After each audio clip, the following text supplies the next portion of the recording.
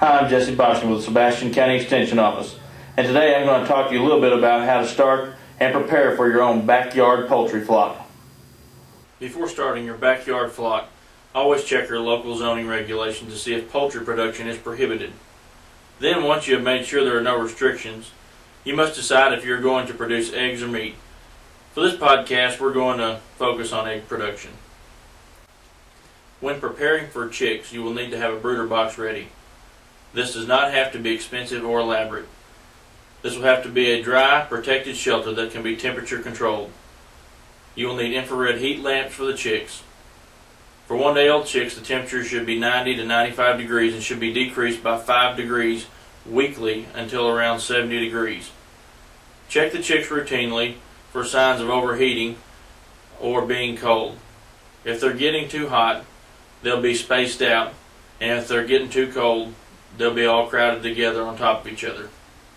You'll need to start with the heat lamps about 18 inches above the floor and raise them 2 inches per week with a maximum of about 24 inches or 2 feet off the ground.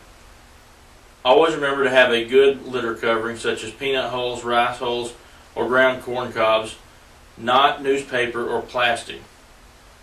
For more detailed information on this, call your county extension agent. One key misconception that most people have when starting their own small poultry flock is that they're going to have free eggs.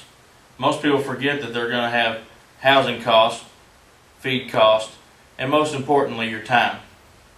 That being said, there's also some positives to having your own small poultry flock, and that's the fact that you'll have a homegrown product, it's educational, you'll have an endless amount of fertilizer for your garden, and you'll also have bragging rights over your friends when they talk about farm fresh eggs.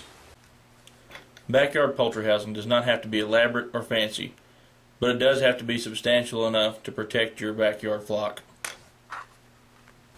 When starting work on your layer house, remember that a good rule of thumb is that for every chicken there should be about 3 square feet of floor space. So for example, a flock of 25 will have about 75 square feet of floor space.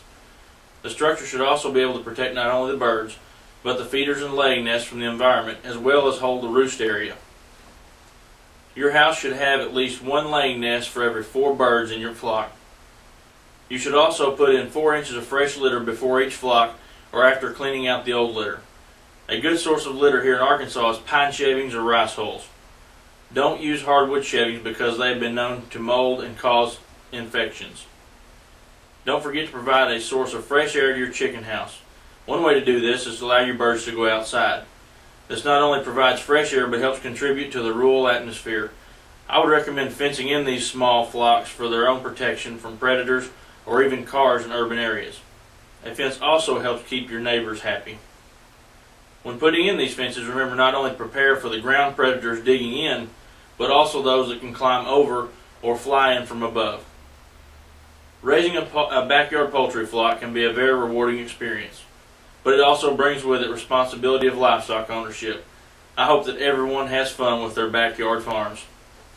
For more information about small poultry flocks and housing, please contact your local extension office.